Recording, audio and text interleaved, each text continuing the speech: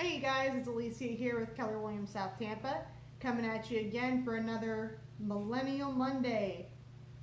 I think we might have a guest star today. You want to be in this, Frankie? This is my cat. Hey. She's really mean.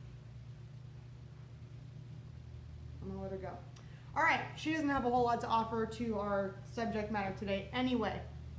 Today what we're going to be doing is we're going to be talking about something that I think is on the forefront of many millennial minds as it pertains to home ownership. And this is a topic that I, in my personal life, attempt to demystify with pretty much every person I talk to my age who is interested in real estate. So I wanted to make a video about this. And basically, we've sort of touched on this in previous videos, but today we're just talking only about student loan debt and does it disqualify you from buying a house. All right, so spoiler alert, no, it doesn't.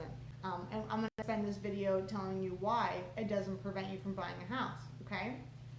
Now, before I get too far into this, I just want you guys to know my whole angle with this entire series and with really anything I do on social media pertaining to real estate is to demystify it for you. I want you guys to realize that this is not a big honking scary thing. This is something that's very achievable, and with a little bit of education we can really do a lot of really cool things. So I appreciate you guys tuning in, and like I said, I've said in many videos, if there's anything that you need assistance with or if there's anything that you want me to talk about, just let me know. I'll be happy to do so, okay?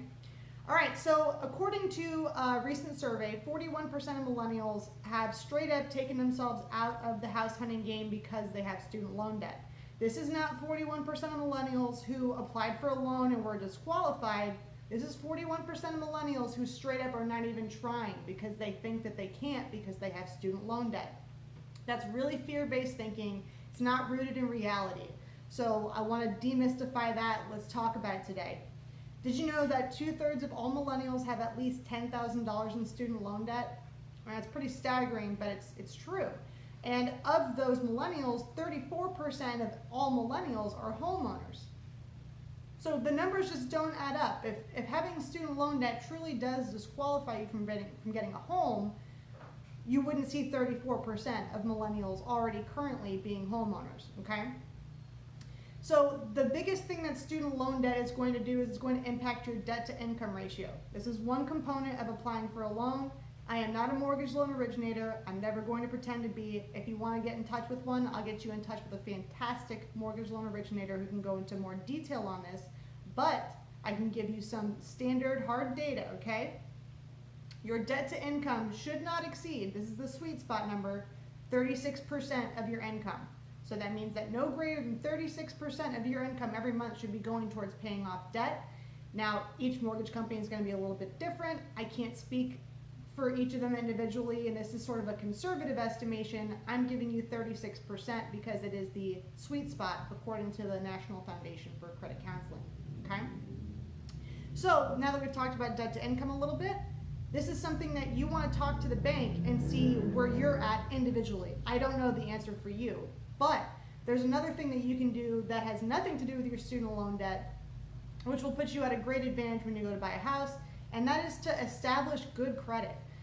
There are a handful of ways to do this. I'm going to give you a couple of quick little tips, not to toot my own horn, but I get credit, man. This is like, I'm good at this stuff, and I've got a friend who does a YouTube video series just on credit and how to develop your credit, so I'll be happy to pass that information along as well. But here's a couple of quick tips, okay? Keep all of your old accounts open.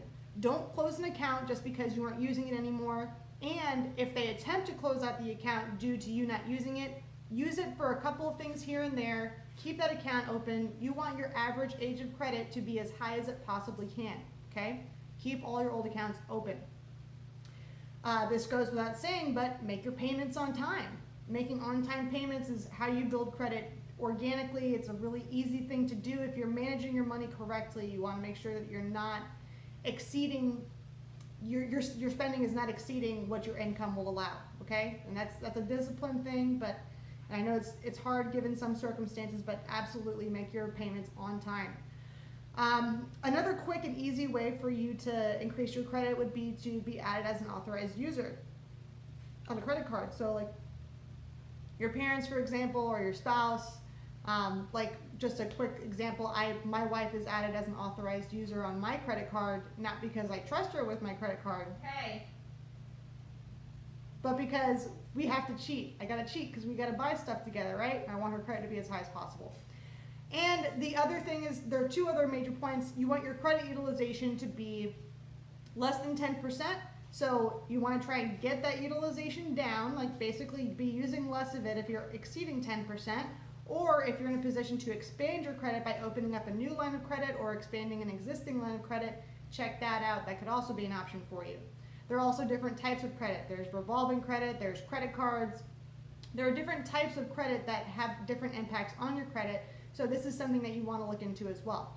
This video has gone on for a very long time, guys, so I'm going to go ahead and call it quits right here.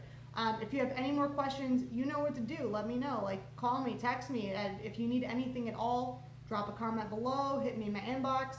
My phone number is 813-270-3659. Once again, that's 813-270-3659. Thank you guys so much for being a part of this. You, as always, stay blessed and have a happy, productive week.